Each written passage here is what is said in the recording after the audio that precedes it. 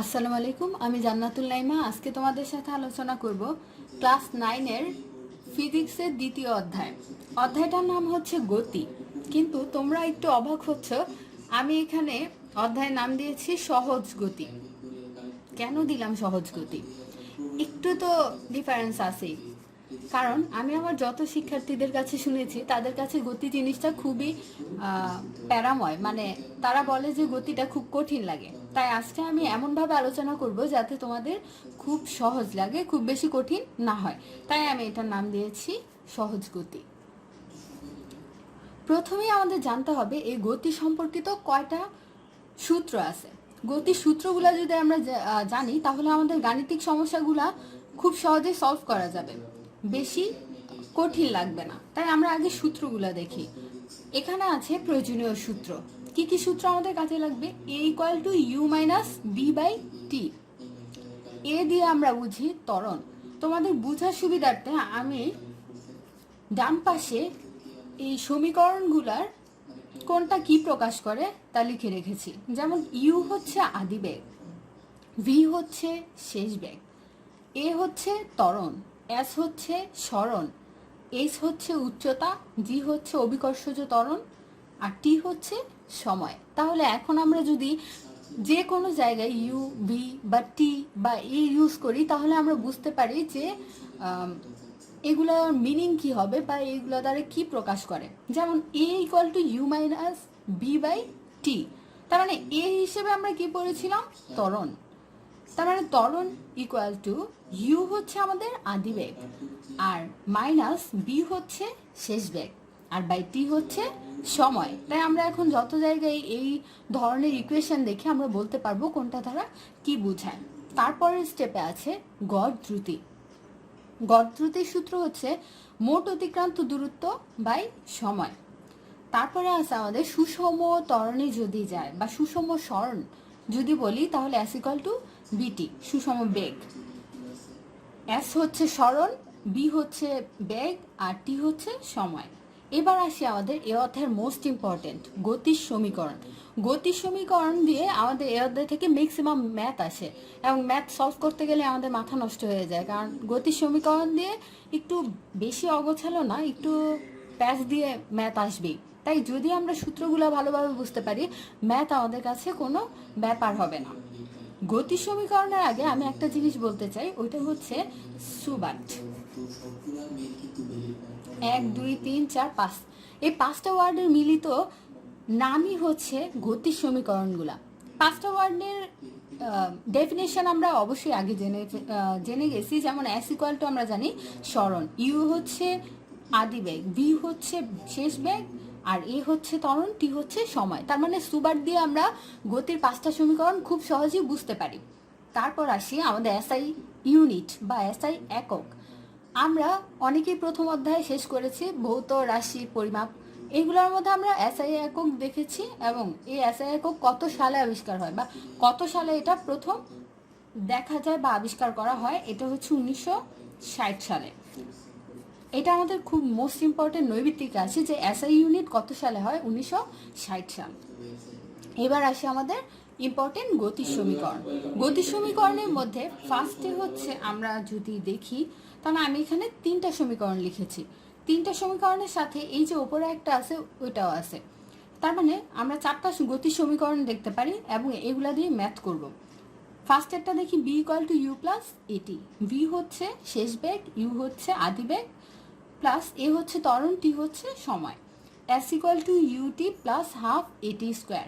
S equal to U, U হচ্ছে আদিবেগ, টি হচ্ছে সময়, হাফ তো ধ্রুবক রাশি মানে ধ্রুব, এ হচ্ছে ত্বরণ, টি হচ্ছে সময়, সময়ের বর্গ এখানে দেওয়া হয়েছে। আরেকটা হচ্ছে v square equal to u square plus 2as। এবার আমাদের আরেকটা ধাপ আছে পরন্ত বস্তুর সূত্র। এই সূত্রগুলো আমরা পরে গেলেও জানতে পারবো বা পরের আলোচনা আমাদের আছে, কিন্তু আগে থেকেই যদি আমরা সূত্রগুলো লিস্ট আকারে করে রাখি বা সিরিয়াল ওয়াইজ করে রাখি, তাহলে আমাদের বুঝতে সুবিধা হবে। আমাদের বোঝার সুবিধার্থে এই সূত্রগুলো তোমাদের আগে লিস্ট করে রাখা খুব দরকার। পরন্ত বস্তুর সূত্রের মধ্যে কি আছে? V equal to you plus g t. এইবার আমার কথা হচ্ছে যে আমার অনেক স্টুডেন্ট বলে যে এত সূত্র কিভাবে মুখস্থ রাখবো। এবার আমরা দেখি একটা ট্রিক্স, যে গতির সমীকরণ থেকে পরন্ত বস্তুর সমীকরণ আমরা কিভাবে মনে রাখবো। এই 4টা গতির সমীকরণ বা এই 3টা গতির সমীকরণ মনে রাখলে আমি পরন্ত বস্তুর সমীকরণ পারবো। যেমন তোমরা লক্ষ্য করলে দেখবে এখানে যা সমীকরণ আছে বা যা সূত্র আছে পরন্ত বস্তুর ক্ষেত্রেও ঠিক সেম সূত্র আছে, শুধু ডিফারেন্স আছে দুইটা জায়গায়। যেমন এখানে S ইকুয়াল টু হচ্ছে H আছে, আর এর সমান আছে G, মানে এর পরিবর্তে G আছে। তার মানে দুইটা জিনিসের S ইকুয়াল টু আছে H আর A ইকুয়াল টু আছে G। মাত্র দুইটা জিনিসের পরিবর্তন করলে আমরা পরন্ত বস্তুর সমীকরণটা খুব সহজেই বুঝতে পারি। যেমন ফার্স্টে বলা হয়েছে, আমরা এখানে দেখেছি যে B equal to U plus AT, তাহলে পরন্ত বস্তুর ফার্স্টের সূত্র কি? B equal to U plus GT। তার মানে আমাদের এর বদলে শুধু G আসছে। তারপর S equal two UT plus half AT square, পরন্ত বস্তুর ক্ষেত্রে সেম সূত্র, শুধু S এর জায়গায় আসছে H আর এর জায়গায় G। তার মানে H equal to UT plus half GT square. তারপর B square equal two U square plus 2S। আমি যদি নিচেরটা দেখি তাহলে দেখা যাচ্ছে যে B square equal two U square plus 2GH, এর জায়গায় G, S এর জায়গায় H। খুব সহজ, তোমরা বুঝতেও পারবে না যদি তোমরা এভাবে মনে রাখো, খুব সহজ লাগবে তোমাদের। তারপর আমরা আসি পরন্ত বস্তুর ক্ষেত্রে আরেকটা আছে নিক্ষিপ্ত বস্তু। পরন্ত বস্তু কি? যদি আমি কোনো বস্তুকে ফেলে দিই, ধরো এই কলমটা যদি আমি আমার হাত থেকে ফেলে দিই, এটা পড়ছে, তার মানে এটা একটা পরন্ত বস্তু। আর নিক্ষিপ্ত বস্তু কি? নিক্ষিপ্ত বস্তু মানে কোনো কিছু যদি আমি উপরের দিকে ছুড়ি, তার মানে এই কলমটা যদি আমি উপরের দিকে ছুরি মারি তাহলে এটা হচ্ছে নিক্ষিপ্ত বস্তু। পরন্ত বস্তুর ক্ষেত্রে যা হয় নিক্ষিপ্ত বস্তুর ক্ষেত্রে সূত্র ঠিক সেম, বাট একটু ঝামেলা আছে। ঝামেলা হচ্ছে, দেখো লক্ষ্য করলে দেখবে যে পরন্ত বস্তুর ক্ষেত্রে সবগুলো হচ্ছে প্লাস, আর নিক্ষিপ্ত বস্তুর ক্ষেত্রে সবগুলো হচ্ছে মাইনাসের সূত্র। কেন মাইনাসের সূত্র আমরা পরবর্তীতে আলোচনা করলে অভিকর্ষজ ত্বরণ নিয়ে আরো ডিটেলস আছে আমাদের ষষ্ঠ অধ্যায়ে, মহাকর্ষ এবং অভিকর্ষের মধ্যে। তবু এখানে যা না বললেই নয়, যদি আমরা নিক্ষিপ্ত বস্তু নিক্ষেপ করি তাহলে G ঋণাত্মক হয়। G এর মান যেহেতু ঋণাত্মক হয়, তার মানে আমার সূত্র অটোমেটিক ঋণাত্মক হয়ে যাচ্ছে। কেন? আমি যদি লিখি U প্লাস মাইনাস GT, তার মানে আমার প্লাসে মাইনাসে কি আসছে? মাইনাস UG, তার মানে আসতেছে U মাইনাস GT। আবার একইভাবে H equal to UT plus minus half GT square, তাহলে আমার কি আসতেছে? বা আমি যদি বলি যে plus half minus GT square, তার মানে প্লাস মাইনাসে আবার সে মাইনাস আসতেছে। D square equal two U square minus 2GS।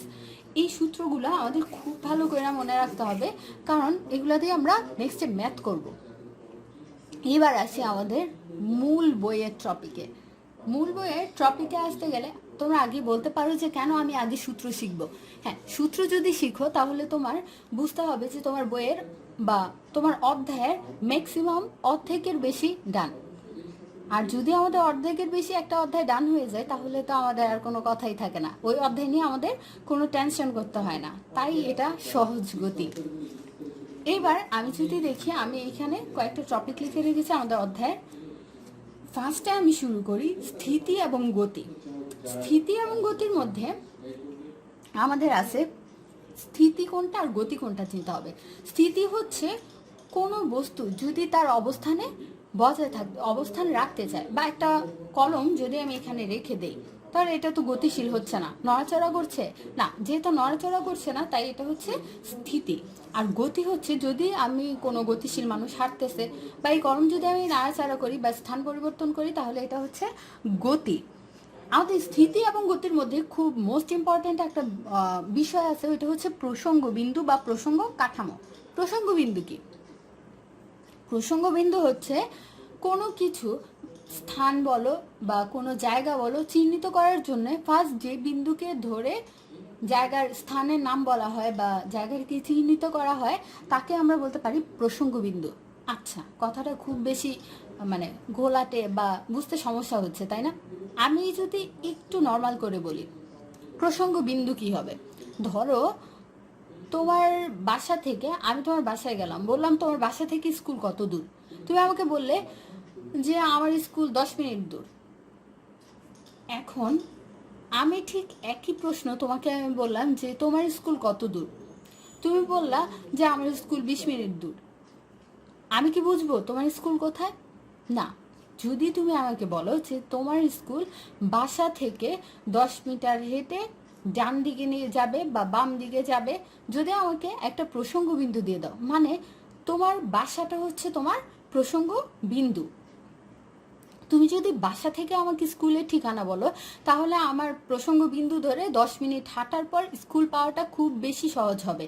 কিন্তু তুমি যদি আমাকে শুধু 10 মিনিট বলো, আমি কোন দিক দিয়ে 10 মিনিট হাঁটবো বা আমি কোথায় থেকে 10 মিনিট যাব, তা তো আমি বুঝবো না। তাই প্রসঙ্গ কাঠামো মোস্ট ইম্পর্ট্যান্ট। ধরো একজন ব্যক্তি হারায় গেছে, তাহলে যদি আমি খুঁজতে যাই, কিভাবে খুঁজতে হবে? সে আর ধরো আমার বাসা থেকে বের হয়েছে, বের হইয়া কোথায় গেছে, আমি দেখছি যে সে বাসা থেকে বের হইয়া ডান দিকে গেছে, তো আমি ডান দিকেই তো তাকে খুঁজতে যাব। তখন ধরো একটা দোকানে মানুষ আছে, তাকে আমি বলতেছি যে আমার বাসা থেকে একজন বের হয়েছে, ডান দিকে গেছে। তাহলে আমার বাসা থেকে ডান দিকটা হচ্ছে প্রসঙ্গ কাঠামো, বা আমার বাসাটা হচ্ছে প্রসঙ্গ বিন্দু। প্রসঙ্গ বিন্দু ছাড়া কোনো কিছুই খুব ভালোভাবে পরিমাপ করা যায় না বা বোঝা যায় না। এবার আমরা আসি আমাদের সেকেন্ড টপিক, বিভিন্ন প্রকার গতি। যেহেতু গতির অধ্যায় পড়তেছি, অবশ্যই বিভিন্ন প্রকার গতি সম্পর্কে আমার জানতে হবে। কয় ধরনের গতি আছে? আমাদের গতি আছে 5 ধরনের: রৈখিক গতি, পর্যাবৃত্ত গতি, ঘূর্ণন গতি, চলন গতি, স্পন্দন গতি। এবার আমরা জানি কোনটার কাজ কি। রৈখিক গতি কাকে বলে? সরল পথে যে গতি হয় তাকে বলা হয় রৈখিক গতি। সরল পথে যাবে সে গতিকে বলা হবে রৈখিক গতি। তারপর পর্যাবৃত্ত গতি। আচ্ছা, পর্যাবৃত্ত গতিটা বলার আগে আমি ঘূর্ণন গতিটা বলছি, যেটা আমাদের কাছে বেশি উদাহরণ আছে বা বেশি বোঝা যায়, বুঝতে কষ্ট হবে না। ঘূর্ণন গতি হচ্ছে ফ্যানের গতি ধরা হয় ঘূর্ণন গতি, যা ঘুরবে তাকেই বলা হবে ঘূর্ণন গতি। তো ফ্যান তো ঘুরে, তাই এটা ঘূর্ণন গতির মধ্যে আমরা ফেলতে পারি। তারপর আসি চলন গতি। চলন গতি হচ্ছে যে কোনো ধরনের গতি হচ্ছে চলন গতি, মানে চলমান কোনো গতি হচ্ছে চলন গতির মধ্যে পড়ে। এবার আসি পর্যাবৃত্ত আর স্পন্দন। পর্যাবৃত্ত আর স্পন্দনের মধ্যে অনেকটাই মিল আছে, কিন্তু পুরোপুরি মিল নেই। পর্যাবৃত্ত গতি ঘূর্ণন গতিও বলা হয়, বা ঘূর্ণন গতিকে অনেকটা পর্যাবৃত্ত গতির মতোই চিন্তা করা যায়। যেমন পর্যাবৃত্ত গতি আমরা ভাবতে পারি যে ফ্যান যে ঘুরছে, এটা পর্যাবৃত্ত গতি। কিভাবে? পর্যাবৃত্ত গতির ক্ষেত্রে ঘূর্ণনটা বারবার রিপিট হবে, মানে বারবার হবে ঘূর্ণনটা। কারণ ফ্যান একদিকে একবার ঘুরলে সে কিন্তু আবার বিপরীত টাইমে আবার একই দিকে ঘুরতেছে, তার মানে ঘূর্ণনটা বারবার হচ্ছে। বারবার হলে তাকে আমরা বলতে পারি পর্যাবৃত্ত গতি। তারপর গাড়ির চাকার গতি, একটা পরিধি সমান ব্যাসার্ধ নিয়ে সে ঘুরতেছে, তার মানে তাকে আমরা বলতে পারি ঘূর্ণন গতি, পর্যাবৃত্ত গতি। এবার আছে আমরা স্পন্দন গতি। স্পন্দন গতিটার কাজ হচ্ছে ঘোরা, কিন্তু কতক্ষণ সময় সে ঘুরবে বা সে কিভাবে ঘুরবে। স্পন্দন গতির ক্ষেত্রে কাজ হচ্ছে সে যে ঘুরবে, তার ঘূর্ণনকালের একটা সময় সে এক পাশে থাকবে এবং পর্যায়কালের অন্য সময় সে আরেকটা পাশ বরাবর ঘুরবে। যেমন আমরা অনেকেই পেন্ডুলাম চিনি। পেন্ডুলাম কি করে, যে একটা জায়গা থেকে যখন সে ঘূর্ণন শুরু করে, কিছু সময় সে এপাশে অর্ধেক পরিধি সমান ব্যাসার্ধ সে অতিক্রম করে, আর কিছু সময় পর সে তার বিপরীত দিকে যায়। এই বিপরীত দিকে যায় বলেই তার গতি হচ্ছে স্পন্দন গতি। যেমন আছে ঘড়ির পেন্ডুলামের গতি, এগুলো হচ্ছে স্পন্দন গতির মধ্যে পড়ে। আর পর্যাবৃত্ত গতির মধ্যে আমরা ফ্যানের ঘূর্ণন ধরতে পারি পর্যাবৃত্ত গতি। তারপরে যে বিভিন্ন উপবৃত্তাকার পথে ঘোরাকে আমরা পর্যাবৃত্ত গতি বলতে পারি। তারপর আমাদের টপিক হচ্ছে স্কেলার রাশি ও ভেক্টর রাশি। স্কেলার রাশি আর ভেক্টর রাশি হচ্ছে, স্কেলার রাশি কি, যার মান আছে কিন্তু দিক নেই, তার মানে মান আছে কিন্তু কোনো দিক থাকবে না, তাই হচ্ছে স্কেলার রাশি। আর ভেক্টর রাশি হচ্ছে যার মান ও দিক দুইটাই আছে, মান দিক দুইটাই আছে, ওইটা হচ্ছে ভেক্টর রাশি। এবার আমি কি বুঝবো মান দিক? মান দিক কি বোঝা যায়, বা মান থাকলে কি হবে, দিক থাকলে কি হবে? আমি যদি বলি স্কেলার রাশি আমি কিভাবে চিনব? ধরো তুমি কোনো দোকানদারের কাছ থেকে 5 কেজি চাল আনতে গেছো, তুমি কি গিয়ে বলবে যে আমাকে 5 কেজি চাল ডান দিক থেকে দেন? না, এটা আমরা বলি না, কারণ আমাদের দরকার নাই। সে যে দিক থেকে ইচ্ছা ওই দিক থেকে দিতে পারে, আমরা শুধু তার বরটা বলে দিই আমার 5 কেজি চাল লাগবে। তার মানে ভর হচ্ছে তার মান, তার মানে মান আছে, কোনো দিক নেই, তাকে আমরা বলতে পারি স্কেলার রাশি। তার মানে ভর একটা স্কেলার রাশি। তারপর আমরা যদি ধরি বেগ, একটা গাড়ি নিয়ে আমি চলতেছি, আমি যদি বলি গাড়িটা কত ঘন্টা ধরে চলছে এবং কোন দিকে যাচ্ছে, তখন তুমি যদি বলো গাড়িটা 20 মিটার/সেকেন্ডে যাচ্ছে, কোথায় যাচ্ছে? আমাকে যদি তুমি বলো যে গাড়িটা আমি গাড়ি নিয়ে বের হয়েছি 20 মিটার/সেকেন্ড বেগে ঘন্টা পরপর যাচ্ছি, তখন আমি তোমাকে যথারীতি প্রশ্ন করবো যে কোন দিকে যাচ্ছ। তার মানে দিকটা আসে, দিক না বললে কোন দিকে বেগ হচ্ছে ওটা বোঝা যায় না। তাই বেগ হচ্ছে একটা ভেক্টর রাশি যার মান ও দিক দুইটাই আছে। এবার আমাদের এই প্রশ্ন অনেক আসে যে কোনটা ভেক্টর রাশি কোনটা স্কেলার রাশি, নৈবিত্তিকের ক্ষেত্রে হিউজ প্রশ্ন আসে। তোমাদের ক্ষেত্রে নৈবিত্তিক ভেক্টর রাশি স্কেলার রাশি 2-3টা বা 5টা করে জানলেই হবে, স্কেলার রাশি 5টা, ভেক্টর রাশি 5টা। কিন্তু ইন্টারে গেলে তোমাদের অনেক বিষয় বা এই ভেক্টর রাশি স্কেলার রাশি নিয়ে অনেক কিছু জানতে হবে বা অনেকগুলো জানতে হবে। তোমাদের সুবিধার্থে আমি কয়েকটা ভেক্টর রাশি আর স্কেলার রাশি নাম একসাথে লিস্ট করে রেখেছি, এগুলা যদি তোমাদের লাগে তোমরা নোট করে নিতে পারো। যেমন স্কেলার রাশি আছে দৈর্ঘ্য, দ্রুতি, জড়তা, ভ্রাম্যক, চক্রগতির ব্যাসার্ধ, কাজ, শক্তি, ক্ষমতা, কর্ম, দক্ষতা, স্থিতিস্থাপক, তরঙ্গদৈর্ঘ্য, কম্পাঙ্ক, বিস্তার, ঘনত্ব, আয়তন, ক্ষেত্রফল, শব্দের তীব্রতা, প্রাবল্য, তাপমাত্রা, আপেক্ষিক তাপ, তাপ ধারণ ক্ষমতা, সুপ্ততা, প্রতিসরাঙ্ক, চার্জ, বিভব, রোধ, ধারকত্ব, তড়িৎ প্রবাহ।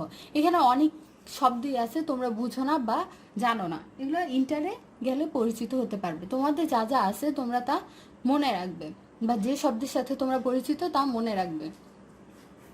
ভেক্টর রাশির মধ্যে কি আছে? বেগ, ত্বরণ, বল, ভরবেগ, কৌণিক সরণ, কৌণিক বেগ, কৌণিক ত্বরণ, টর্ক, কৌণিক ভরবেগ, কেন্দ্রমুখী ত্বরণ, অভিকর্ষজ ত্বরণ, সান্দ্রতা, তড়িৎ ও চৌম্বক প্রাবল্য, চৌম্বক ভ্রামক, বলের ভ্রামক, বলের ঘাত, সরণ। ইচ্ছা করলে তোমরা এগুলা নোট করে রাখতে পারো।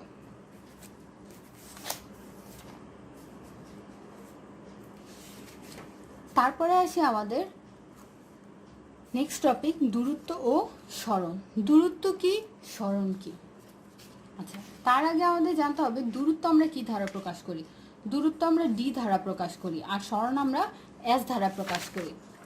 দূরত্ব আর সরণের মধ্যে ধরো তুমি আর তোমার এক বন্ধু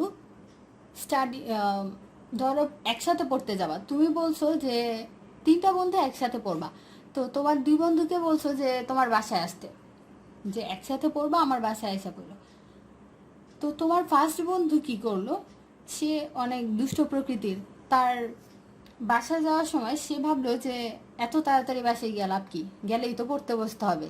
তাই সে ভাবতেছে যে আমি একটু ঘুরা যাই, সব রাস্তা সে ঘুরা আসলো তোমার বাসায়। ধরো এ হচ্ছে তার অবস্থান, বি হচ্ছে তোমার বাসা, সব জায়গা ঘুরে সে অবশেষে তোমার বাসায় আসলো।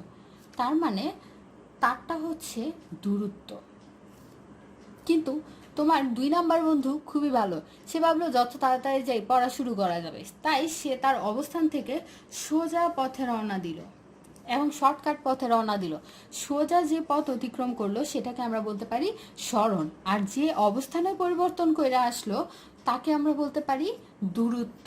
এবার দূরত্ব আর সরণের ক্ষেত্রে আমাদের একই সাথে সেম জিনিস আসে। বলে রাখা হলো যে সরণ হচ্ছে ভেক্টর রাশি, দূরত্ব হচ্ছে স্কেলার রাশি। তারপর আমরা আসি দ্রুতি ও বেগ। দ্রুতি ও বেগের মধ্যে আমরা সরণ আর দূরত্ব আর সরণের ক্ষেত্রে খুব ভালো মিল আছে। দূরত্বকে আমরা অনেকটা দ্রুতির সাথে তুলনা করতে পারি, আর হচ্ছে সরণকে আমরা বেগের সাথে তুলনা করতে পারি। তাহলে দ্রুতি কি? দ্রুতি হচ্ছে সময়ের সাথে দূরত্বের পরিবর্তনের হার। তার মানে সময়ে যতটা পার হচ্ছে তার সাপেক্ষে দূরত্ব কতটুকু হচ্ছে সেটাই হচ্ছে দ্রুতি। আর বেগ হচ্ছে সময়ের সাথে সরণের পরিবর্তনের হার। আগেই বলছি দুইটা একসাথে খুব বেশি মিল আছে বা দুইটা একই রকম বলতে পারি আমরা। তার মানে দ্রুতি হচ্ছে সময়ের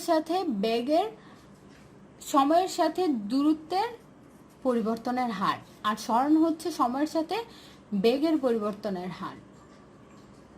দ্রুতিকে আমরা বি দ্বারা প্রকাশ করি, আবার বেগকেও বি দ্বারা প্রকাশ করি। এবার আসি আমাদের দ্রুতির ক্ষেত্রে আমাদের সূত্র কি আসবে। দ্রুতির ক্ষেত্রে আমাদের সূত্র হচ্ছে V equal to S by T. V equal to S by T. তার মানে দ্রুতির ক্ষেত্রে সূত্র V equal to S by T. S হচ্ছে স্মরণ, টি হচ্ছে সময়। আমি যদি এখান থেকে একক বের করতে যাই, অনেকেরই একক মনে থাকে না, কিন্তু একক বের করার খুব ভালো সুবিধা আছে বা খুব ভালো টেকনিক আছে।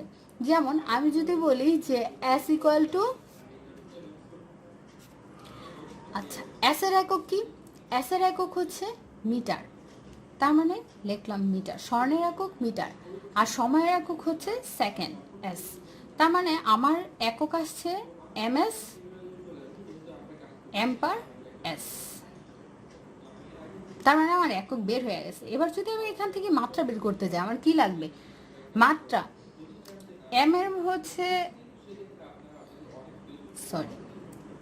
এস, স্বর্ণের মাত্রা হচ্ছে এল, আর সময়ের মাত্রা হচ্ছে টি। তার মানে এল পার টি। দ্রুতি বা যে কোনো ক্ষেত্রে, বেগের ক্ষেত্র বলি, দ্রুতির ক্ষেত্র বলি, সবগুলোই খুব সহজে একক এবং মাত্রা বের করা যায়।